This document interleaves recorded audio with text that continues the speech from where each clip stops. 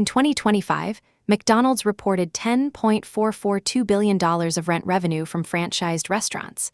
That was more than the $9.69 billion of sales recorded by restaurants the company operated itself. It is a startling comparison, but it needs a warning label. Rent revenue and restaurant sales are different accounting buckets. One is a fee collected from franchise agreements. The other is the full sales total from corporate restaurants before their food, payroll, and occupancy costs. Still, the comparison reveals something important.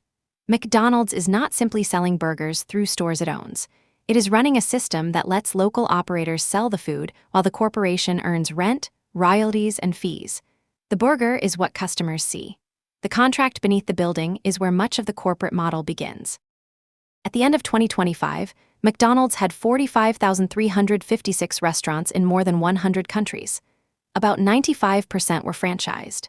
That means most of the people hiring crews, managing shifts, ordering supplies, and serving customers were working inside businesses operated by franchisees, not by McDonald's Corporation.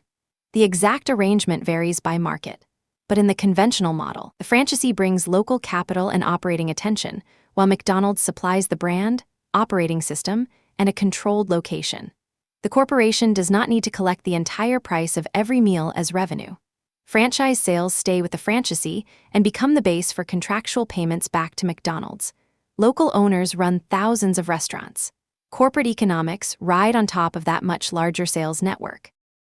Here is the conventional franchise arrangement described in the annual report. McDonald's generally owns the land and building or secures a long-term lease for them. The franchisee pays for equipment, signs, seating, and decor. The agreement normally runs for 20 years. During that term, the franchisee pays rent and royalties that are generally tied to restaurant sales, with minimum rent payments built in.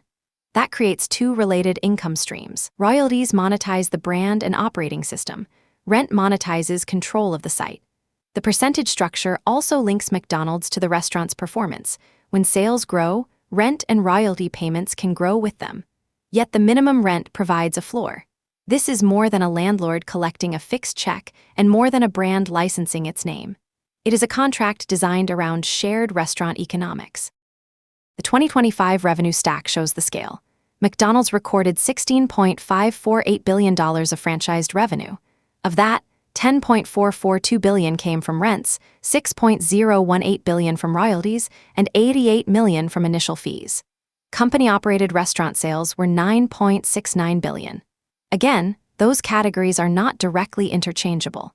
But the margin picture is even clearer. McDonald's reported $13.93 billion of franchised margins, compared with $1.422 billion from company-operated restaurants.